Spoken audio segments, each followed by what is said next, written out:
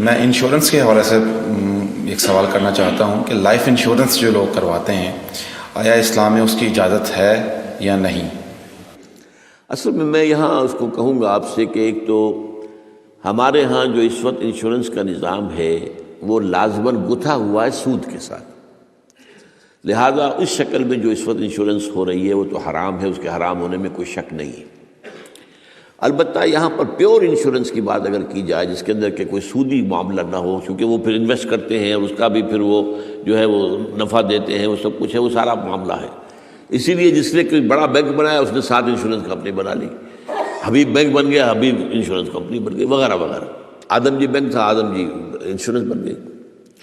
البتہ یہ ہے کہ جہاں تک ایک مثلاً یہ کہ ایک انشورنس اس طرح کی ہے کہ چند تاجر جو ہے وہ بیٹھ کر طے کر لیتے ہیں کہ بھائی ہم اتنا ماہانہ ہم سب جمع کریں گے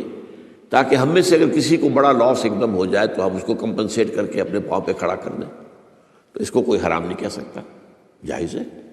یہ تو ایک کوآپریشن ہے، کوآپریٹیو ایک آپ نے بنا لی ہے، اس کوآپریشن کے حوالے سے اس کو کون حرام کہے گا؟ یہ لائف انشورنس کا معاملہ جو ہے اس میں آ جاتا ہے ایک چانس اس نوعیت کا کہ آپ نے انشورنس کرائی ہے، 10 لاکھ کی انشورنس لی ہے،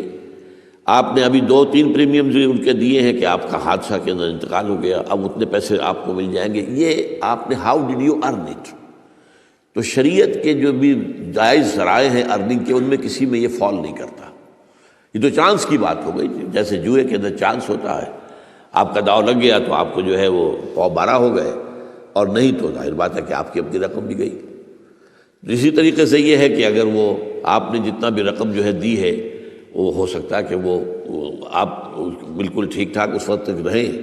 میں پورے نظام کو چونکہ جانتا نہیں ہوں اس لیے میں اس میں رائے ویسے دیا نہیں کرتا، اس میں میرے بیٹے سے آپ ذرا بات کر لیجیے کسی وقت آ کر، جنہوں نے PhD کے کورسز مکمل کیے ہوئے ہیں اسلامک اکنامکس میں، عاطف وحید،